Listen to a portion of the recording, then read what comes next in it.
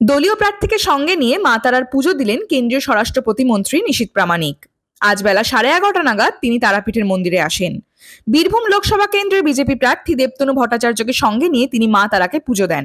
আজ বিজেপি প্রার্থী দেবতনু ভট্টাচার্যের সমর্থনে বীরভূমে বিভিন্ন এলাকায় ভোট প্রচার করবেন নিশীথ প্রামাণিক।